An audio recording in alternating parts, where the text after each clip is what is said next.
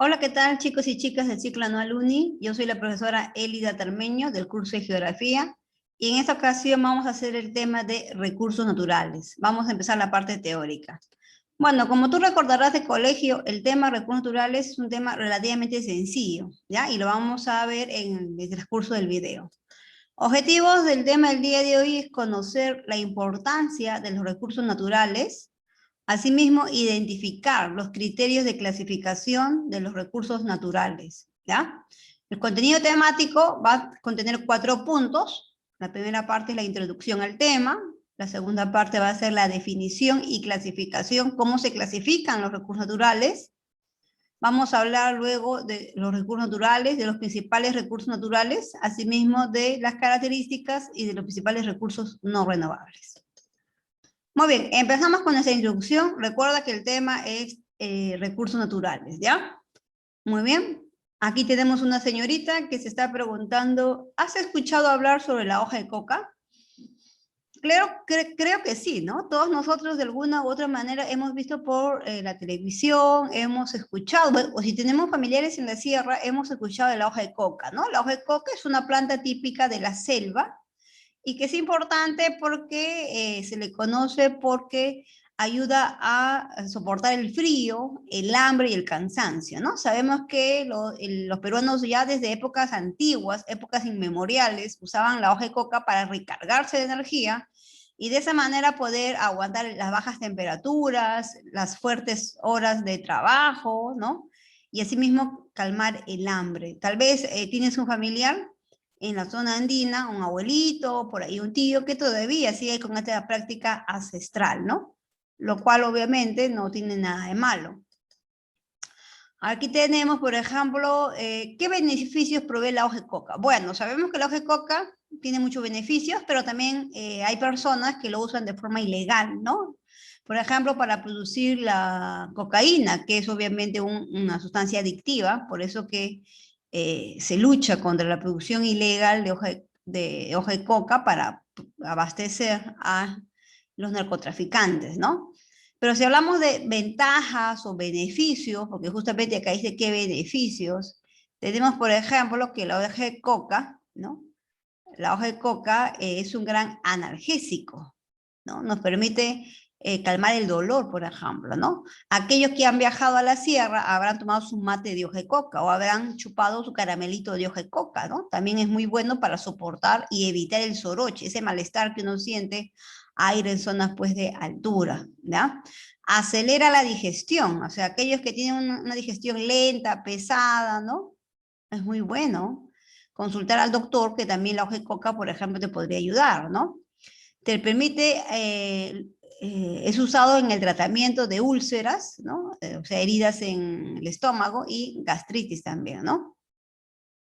Y tenemos muchas cosas más, por ejemplo, por acá dice que ayuda a mejorar el funcionamiento del hígado, aumenta las células sanguíneas, etcétera, ¿no? Entonces tiene varias ventajas, y no solamente lo que nos han dicho en televisión o lo que nos han contado por ahí la familia, ¿no? Si bien más se le conoce por ser una sustancia que ayuda a recargar las energías, a evitar el cansancio, vemos que también tiene otras propiedades más, otros beneficios más. Así que dedos arriba por la hoja de coca, para su uso medicinal, su uso alimenticio, para evitar el soroche, etc.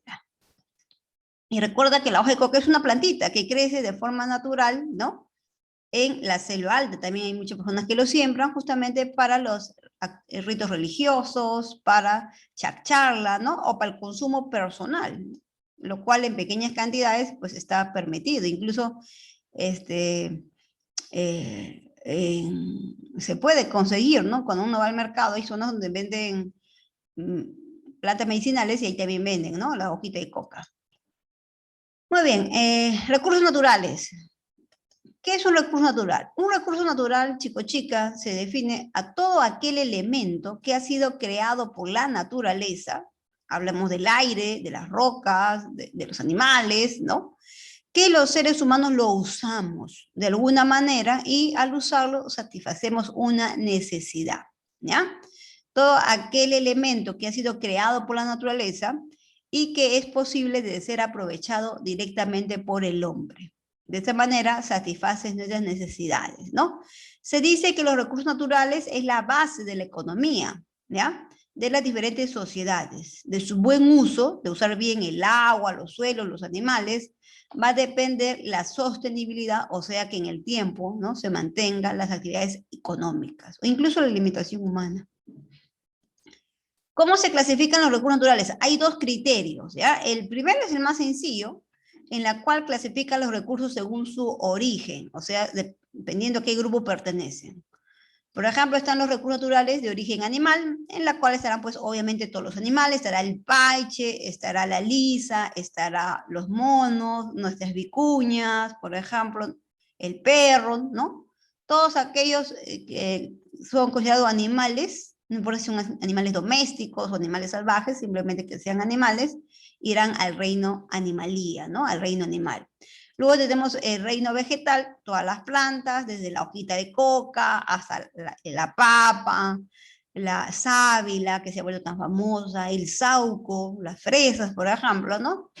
Y en el reino mineral encontramos, pues, obviamente los minerales, ¿no? Hablemos, pues, del oro, que están cotizados, ¿no? También hablamos, por ejemplo, de los hidrocarburos, ponte el gas natural, ¿no? El petróleo, etcétera, ¿ya? Esta es la clasificación más sencilla en la cual clasifican a los recursos según su origen, ¿no? Según de lo que están hechos. Pero hay otra clasificación, la más conocida, y es generalmente la que te van a preguntar más en examen de admisión, en la cual nos dice que los recursos se clasifican según el tiempo de regeneración o el tiempo de permanencia, o sea, cuánto tiempo se demora el recurso en volver a surgir, en volver a aparecer, una vez ya usado, ¿no? Y aquí tenemos dos clasificaciones, que estas de hecho las recuerdas de colegio. Tenemos a los recursos renovables, ¿no?, que se dicen aquellos que se renuevan en corto tiempo, ¿verdad? Y los recursos no renovables, aquellos que se van a demorar demasiado tiempo en volver a aparecer, en volver a formarse.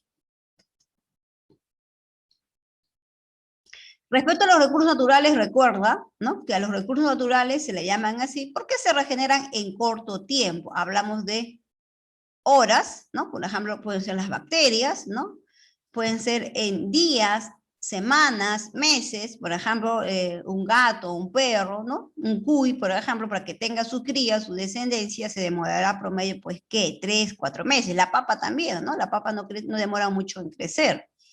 Entonces, aquellos recursos que se regeneran en corto tiempo, días, horas, meses, años o décadas, por ejemplo, un árbol, ¿no? Un árbol, desde que lo plantas como una semillita hasta que llega a ser un árbol grande, frondoso, demorará, pues, 30 años. Entonces, aquellos que se regeneran en corto tiempo se llaman recursos renovables, ¿ya?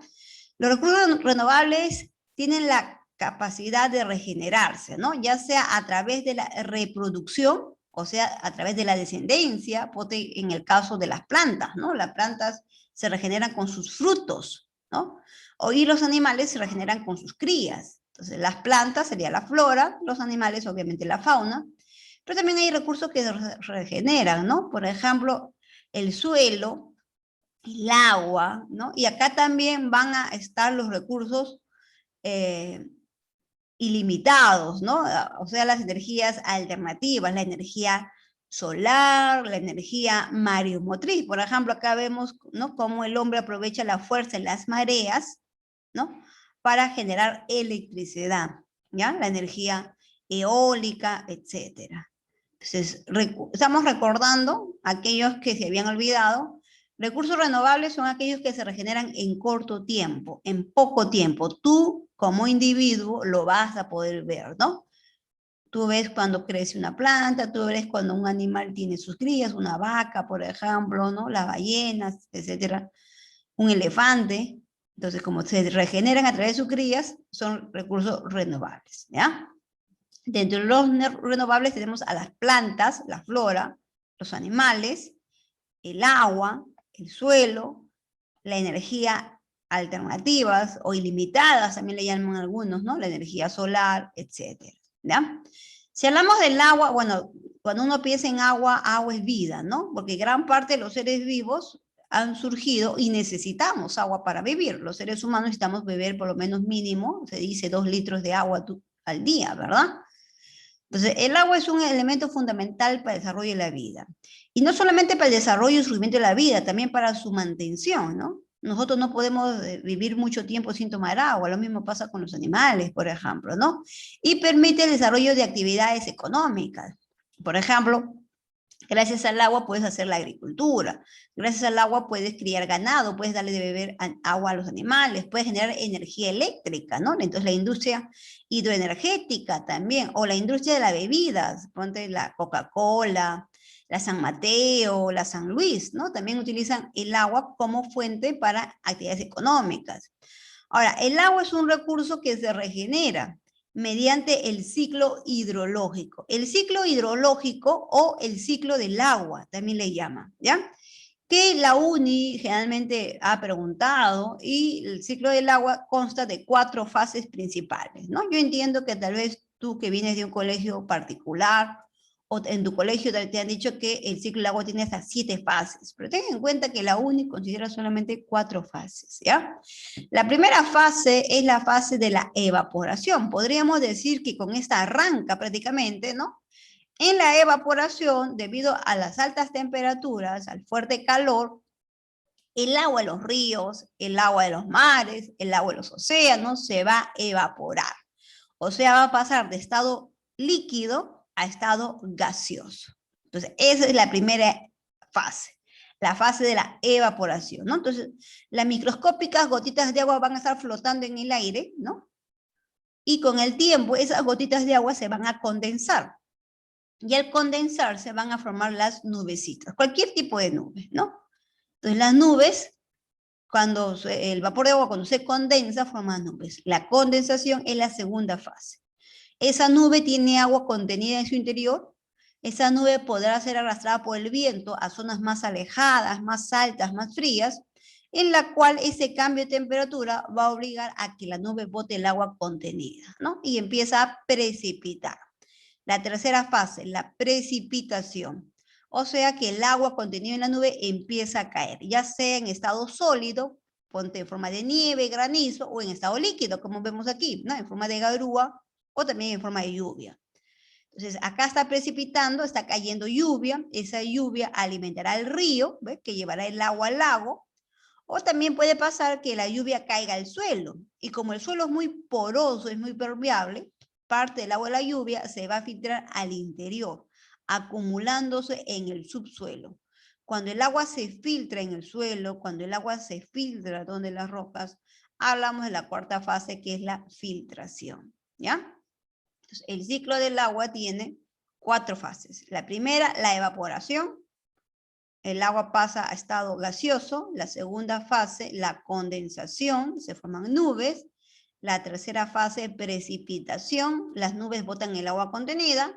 Cuarta fase, parte del agua se mete debajo del suelo, formando las aguas subterráneas, ¿no? Entonces, en esa cuarta fase, donde el agua se mete, hablamos de la filtración, ¿ya? Entonces, esto es para que sepas, ¿no? Ya la UNI una vez preguntó y nada quita que vuelva a preguntarte, ¿ya? Entonces, no te olvides, el agua es un recurso que se renueva, que se regenera cada cierto tiempo, ¿no? Y se regenera a través del ciclo del agua. Segundo recurso, los bosques. Bueno, en este caso tú sabes que los bosques son un conjunto de árboles, ¿verdad? Y los árboles son importantes por muchas cosas. Primero, porque nos generan oxígeno, ¿verdad? Nos generan oxígeno. Son muy importantes porque ayudan a oxigenar el aire, a limpiar el aire. Y también porque es el hogar de animalitos, ¿sí o no? Es el hábitat de animalitos, ponte los pajaritos, termitas, ¿qué más pueden ser? Otros árboles incluso, ¿no? Crecen aquí. Entonces, los bosques, los árboles son importantes porque es el hábitat, nos ayudan a limpiar el aire, hacen que el suelo se mantenga firme, se mantenga compacto y no se desmorone, por ejemplo, nos provee de madera, ¿no? Y nos provee de celulosa, muy importante para hacer nuestro papel, ¿ya? También ayuda a que en el ambiente se mantenga la humedad, generando unas temperaturas más agradables, ¿no? Más adecuadas. Ayuda a que el agua se filtre al subsuelo, Ayuda a que el agua se filtre al subsuelo generando el agua subterránea o napa freática, ¿ya? También ayudan a purificar el agua. Los árboles ayudan a purificar el agua y mantenerlo de buena calidad, ¿no? O sea, limpio, ¿ya? Y también los árboles atrapan CO2, ¿no? Pues se dice que son sumideros de carbono, ¿ya? Entonces los árboles tienen mucha importancia, ¿no? También nos producen oxígeno, que es lo que a nosotros se nos viene más a la cabeza cuando nos dicen árboles. Conjunto de árboles forman bosques. Ahora, si hablamos de bosques, el Perú tiene bosques, ¿no? Por ejemplo, en Piura están los famosos bosques secos, donde crece el algarrobo. Pero cuando hablamos de bosques en el Perú, obviamente los bosques que primero te vienen a la mente son los bosques de Loreto, de Ucayali, de Pasco, o sea, los bosques de la selva peruana, ¿no? Si hablamos de bosques, los bosques cubren una buena parte de nuestra superficie continental, ¿no? Aquí tenemos que los bosques abarcan 68,7 millones de hectáreas. O sea, eso es un buen porcentaje, ¿no? Casi el 60% del Perú está cubierto de bosques, ¿ya? Ahora, el bosque o los árboles, ¿no? Porque los bosques están formados de árboles, es el recurso natural renovable más abundante en el Perú. Entonces ya sabes, ¿eh? Si te preguntaran, ¿cuál es el recurso más abundante en el Perú? Tú dirás la flora, tú dirás los árboles, tú dirás los bosques, ¿ya? Ahora, si hablamos de bosques, los bosques se clasifican de diferentes maneras, ¿verdad? Tenemos bosques primarios, o son los llamados bosques vírgenes, donde el hombre todavía no ha llegado, no ha alterado nada. Y tenemos los bosques secundarios, ¿no? Aquellos bosques donde el hombre ya llegó, realizó una actividad, ponte la tala, ¿no? Y ese bosque se está recuperando. Es un bosque que se recupera luego de una actividad humana. Pero también los bosques se clasifican en bosques de coníferas y bosques tropicales. En el caso del Perú, el Perú tiene bosques tropicales, ¿no? Le llaman bosques tropicales porque están ubicados cerca al ecuador terrestre, están ubicados entre el ecuador terrestre y los trópicos, se llaman bosques tropicales, y tiene mucho que ver con este clima tropical, caliente y lluvioso. ¿Ya? Entonces, en el Perú predominan los bosques tropicales. También tenemos bosques de altura, como los bosques de Queñuales, los bosques de Quilluares, por ejemplo, el bosque seco propio de Lambayeque, de Piura, de Tumbes, pero lo que más tenemos son bosques tropicales, ¿ya? Y los bosques tropicales son considerados los bosques más ricos en vida a nivel planetario, ¿no? Por eso que cuando uno dice, ¿dónde en el Perú hay más biodiversidad? Uno dice la selva, ahí está, por ejemplo, en los torongos, están las maripositas, los guacamayos, el gallito de las rocas, las anacondas, las tortugas, etcétera, ¿no? Los bosques tropicales, todos los bosques del mundo, se consideran los más ricos en vida. Y que el Perú tenga bosque tropical, eso es muy bueno, porque ayuda a nuestra gran biodiversidad. Y también podemos usarlo para generar dinero por el turismo, y ya sabes, los bosques te dan mucha importancia, ¿no? Te dan muchas cosas beneficiosas. Te cuidan el agua, que no esté muy contaminado, que el suelo no se desmorone, que no haga fácilmente huaicos o deslizamientos, te provee madera, te provee celulosa, te provee oxígeno, etc. A nivel de bosques tropicales, ten en cuenta que Perú tiene bosques tropicales, Bolivia también, Brasil, Ecuador, Venezuela también tienen bosques tropicales, ¿ya? A nivel del mundo estamos en el 4º lugar, ¿no? De bosques tropicales. Seguramente tú estás preguntando si el Perú está en 4º lugar a nivel de bosques tropicales, ¿quién está en el primer lugar? Brasil. Brasil es el país que casi todos sus territorios, si tú has visto un mapa de Brasil, casi todo el territorio brasileño está cubierto de árboles, o sea, de bosques tropicales. Y a nivel de Sudamérica, solamente en nuestra región, ya en Sudamérica, el Perú está en 2º lugar, en bosques tropicales, ¿ya? ¿Y quién está en primer lugar en bosques tropicales de Sudamérica? Creo que ya te respondiste tus mismos, ¿no? Obviamente Brasil. ¿Ya? Entonces, Brasil a nivel de bosques tropicales está en el primer lugar en el mundo, Perú está en el 4º, y Brasil de bosque tropical de Sudamérica está en el primer lugar y Perú está en 2º lugar a nivel de Sudamérica. ¿Ya? Entonces, no te olvides, recurso natural renovable más abundante en el Perú, la flora, los árboles, los bosques, como tú lo quieras llamar. ¿Ya? Otro recurso que también se considera renovable, habíamos visto, ¿no? En la clasificación de los renovables estaban las plantas, los animales, el aire, el agua, el suelo. Los suelos también es un recurso renovable, ¿no? ¿Qué es el suelo? El suelo se considera que es la parte superficial de la corteza terrestre. Es la parte superficial de la corteza terrestre, ¿ya?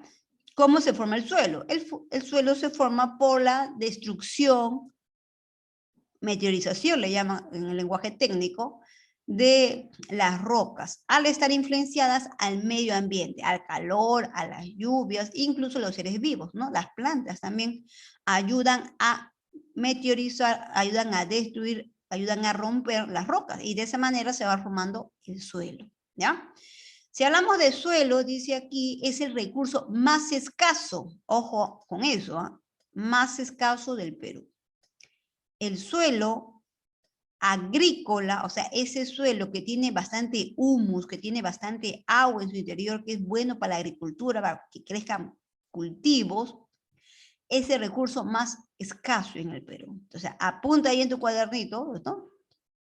Seguramente ya lo hiciste, que el recurso natural renovable más abundante es la flora, o sea, los árboles, los bosques. Y el recurso natural no, renovable más escaso es el suelo, pero el suelo agrícola, haciendo el hincapié que es el suelo agrícola, ¿no? O sea, suelo que tiene buenas condiciones para la agricultura, para que crezcan plantas, ¿ya? Muy bien. Entonces, acá dice, mira, los suelos de uso agrícola son los más escasos en el Perú. Y los suelos forestales, ¿qué es un suelo forestal? Ya debes saber a esta altura del ciclo. Suelo forestal son aquellos suelos que sobre él crecen árboles, o sea, los suelos que tienen a los bosques encima. Los más abundantes en el Perú dice que son los suelos forestales, ¿ya? Aquí vemos el suelo en el Perú, ¿no? Dice, el Perú es un país que a pesar de su gran extensión, o sea, de su gran tamaño, no posee suelos abundantes en este rubro, ¿no? O sea, suelos aptos para la agricultura. ¿Ves? Tenemos pocos suelos, ¿ya? Suelos para la agricultura, aproximadamente el 6%. Suelos para la protección, o sea, para evitar que haya huaicos, que se desmorone, ¿no? Suelos que protegen para que no se venga abajo, 42%. Suelos con pastizales, donde van a comer las vaquitas, las llamitas, las vicuñitas, suelos con pastos, 14%. Y suelo para producción forestal, o sea, para donde crecen árboles, 38%. Si yo sumo, dice, ¿no? Aproximadamente los suelos con pastizales, o sea, bueno para la ganadería, con los suelos agrícolas, casi llegamos al 20%, ¿no? Pero ya sabes, el suelo más escaso que tenemos es el suelo agrícola, ¿ya? Es el que menos tenemos, ¿no? Es el suelo apto para la agricultura. Bueno, te había comentado que los suelos se generan, ¿no? Cuando al estar la roca a la intemperie, los seres vivos, ponte las plantas, el humus, los hongos, o la lluvia y el calor lo empiezan lentamente a desintegrar, ¿no? Lo empieza a desintegrar, a pulverizar, ¿no? Así se forma el suelo, ¿ya? Ahí está. ¿Ve? Estas imágenes nos ayudan a ver suelo primitivo, o sea, un suelo rocoso puramente, la lluvia, las plantitas, el agua que se filtra ayuda a su desintegración. Conforme aparece más vegetación, el suelo y la lluvia se mantiene, el suelo se sigue desintegrando, y aquí ya tenemos un suelo, una roca prácticamente desintegrada, ¿verdad? Ricas en humus, en materia orgánica, y ya permite el crecimiento de mayor vegetación y mayor vida, ¿ves? O sea, el suelo se regenera, se forma en todo caso también, a través de la meteorización, o sea, la destrucción del suelo, y también la acción de seres vivos, ¿no? Las plantas, los animalitos, los líquenes, etcétera, ¿ya? En el año 2015, estamos 2021, ¿verdad? Hace 6 años atrás, la FAO es una organización de la ONU para la alimentación y la agricultura, ¿ya? La FAO sacó un informe que decía que el suelo, para la FAO, ¿ya?, se considera un recurso no renovable. Entonces, si tú revisas los libros te van a decir que el suelo es un recurso renovable, pero en el 2015 la FAO, esta institución, la FAO, este organismo, la FAO, dijo que no, que los suelos eran un recurso no renovable, porque según sus investigaciones, su recuperación, su regeneración era muy lenta, ¿no? Decían que cada 1000 años el suelo se regeneraba 1 centímetro. Entonces, como demoraba demasiado tiempo, 1000 años demoraba demasiado tiempo, por esa razón la FAO lo considera un recurso no renovable, ¿ya? Pero eso es solamente la FAO. Las otras instituciones, los libros que tú vas a leer, te van a decir que el suelo es un recurso renovable. Entonces tú dirás, entonces, ¿a quién le hago caso? ¿No? ¿Le hago caso a los libros que dicen que el suelo es un recurso renovable o le hago caso a la FAO que dice que es un recurso no renovable? Justamente esto hizo la UNE. Al poco tiempo que la FAO saca este informe, la UNE también preguntó, ¿no? Según la FAO y su informe, los suelos son, ¿no? Y la respuesta era que no renovables, y aparte preguntaba otras características de los suelos también, ¿ya? Como por qué son importantes los suelos, etcétera, ¿ya? Pero para la FAO, si te preguntaran, ¿no? Según la FAO, ¿el suelo qué es? Según la FAO es no renovable. Pero si te dijeran nada más, ¿no? Según la clasificación de los recursos naturales, ¿dónde se clasifican los suelos? ¿En renovables o no renovables? Si te dicen en general, tú dirás renovable. Si te dicen ya, te especifican qué es la FAO, ya, si te especifican qué es la FAO, tú dirás que es no renovable. Ten cuidado en eso. Funciones del suelo, muchas, como tú puedes ver acá, ¿no? Y bueno, el suelo es el hogar, ¿no? Es el hogar de muchos seres vivos. Ponte el caso de los gusanitos de tierra, los chanchitos de tierra, las lombrices, ¿no? Las mismas plantas, ¿no? Las plantas obtienen los nutrientes para su crecimiento de ahí, ¿sí o no? ¿No? Entonces, el suelo es importante porque es el hábitat de seres vivos. El suelo también ayuda, por ejemplo, a dar materia prima, ¿no? De ahí sacamos las rocas, sacamos la arena, por ejemplo, provee material de construcción. Es la base de nuestras construcciones. Sobre el suelo construimos generalmente nuestras viviendas, nuestros edificios, nuestras carreteras, ¿no? Se sabe que regula el clima, o sea, influye en las características climáticas. El suelo de los bosques, ese suelo forestal, en su interior tiene CO2 atrapado, retiene CO2. Los suelos para muchos son herencia, ¿no? Generalmente para los pueblos, comunidades campesinas o pueblos amazónicos, el suelo es una herencia dado por sus ancestros y ellos también lo cuidan, lo preservan, tratan de que se mantenga en buenas condiciones, ¿ya? Entonces, tiene muchas importancias el suelo, claro que sí, pero para nosotros realmente es el hogar de seres vivos, es la base de nuestras construcciones, y sobre eso podemos hacer actividades económicas, ¿no? Como la agricultura, como la ganadería, etcétera.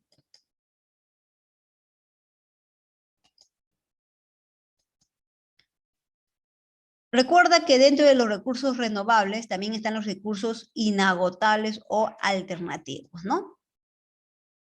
También se le conoce como energías limpias porque generan electricidad sin contaminar el medio ambiente, sin contaminar el aire, sin contaminar el suelo, sin contaminar el agua, ¿no? Energías limpias, energía verde o energía renovable, ¿no? Entonces la imagen, por ejemplo, aquí tenemos los aerogeneradores, ¿no? Esos que aprovechan la fuerza del viento para generar energía eléctrica, los paneles solares, ¿no? La energía solar, las plantas, las mismas plantas cuando se descomponen generan el famoso biogás, ¿no? Energía a base de la descomposición de seres vivos, ¿no? Plantas o animales. Generalmente son plantas. En este caso tenemos al famoso marigold, por ejemplo. En el caso de los recursos energéticos alternativos, ¿no? Como dice acá, proviene de fuentes inagotables. Ponte el viento, el sol, los ríos, ¿no? y que al producirlo no contaminan. Claro que sí, pues le llaman energía limpia, energía verde, ¿no? En la naturaleza podemos encontrar variedad de fuentes inagotables de las que se pueden extraer energía. El viento, el agua, ahí están los ríos, ahí están las olas, por ejemplo, las mareas, ¿no? El sol, entre otras. Tipos de energías limpias. A ver, en este cuadro tenemos diferentes tipos de energía limpia. Seguramente por ahí reconocemos la fuerza, en la energía solar. Este es conocido, ¿no? La energía solar, esa que aprovecha la fuerza del sol para generar electricidad, ¿no? Tal vez en tu colegio han hecho experimentos, ¿no? Es fácil. Aprovechamos la energía del sol, usamos los paneles solares, se carga y guarda la energía. Y con eso puedes encender tu calculadora, puedes encender un televisor, hacer que funcione la terma, etcétera, ¿no? En el caso del Perú, la energía solar se está difundiendo, ¿no? Por ejemplo, en Puno, en la isla de los Suros, ¿no? Hay algunas casitas que en el techo tienen paneles solares para aprovechar la fuerte radiación solar. Luego tenemos la energía eólica, que también es conocida, ¿no? Hay empresas que han llegado al Perú para justamente colocar los aerogeneradores, ¿no? Y generar electricidad en Lambayeque, en Cajamarca, por ejemplo, ¿no? Hay aerogeneradores. Si tú eres de ese lugar, seguramente has escuchado. La energía mareomotriz es aquella que aprovecha la fuerza de las mareas, ¿no? Para generar electricidad. Bueno, en el Perú no hay ningún ejemplo de mareomotriz, esto es más común en Francia, en Italia, por ejemplo. La energía hidráulica sí, es la más conocida, en colegio te deben haber enseñado. Aprovechamos la fuerza del río para generar electricidad, ¿no? Por eso es necesario la construcción de centrales hidroeléctricas. La central hidroeléctrica, por ejemplo, Santiago Antunes de Mayolo, la central de Huampaní, la central de Gallito Ciego, etcétera, ¿no? Otro tipo de energía, la geotérmica, esa que aprovecha la fuerza, el calor del interior de la Tierra, ¿no? Para generar electricidad. Bueno, en el Perú no hay mucha energía geotérmica, ¿no? En otros países, por ejemplo, en Guatemala, en Honduras, sí he visto que hay. En el Perú no, y eso que el Perú tiene bastantes zonas que puede aprovechar, por ejemplo, en la zona sur del Perú, allá por Tacna, por Arequipa, ¿no? La energía undimotriz, tal vez para muchos es un término nuevo, ¿no? Se refiere a aquella energía generada por el movimiento de las aguas de los océanos y los mares. Curioso, ¿verdad? Aquí está la energía de la biomasa, ¿ven? La energía de la biomasa, que se obtiene de la descomposición de restos orgánicos, ¿no? Puede ser un árbol, puede ser una planta, etcétera, ¿ya? Y la energía de los biocombustibles, ¿no? Que también se proviene de la materia orgánica. ¿Está? Diferentes tipos de energía limpia.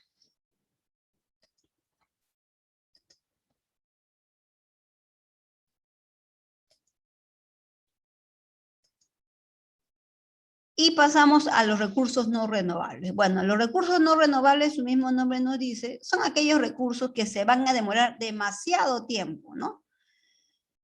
Siglos, miles o millones de años para volver a aparecer, para volver a formarse, ¿no? Y por lo tanto es poco probable que nosotros, los seres humanos como individuo, tú o yo, lo volvamos a ver. Por esa razón se llaman recursos no renovables, ¿no? Son aquellos que existen en cantidades fijas, ¿no? O sea, hay una determinada cantidad ya en la superficie o en el subsuelo, ¿no? Y su regeneración es muy lenta, ¿ya?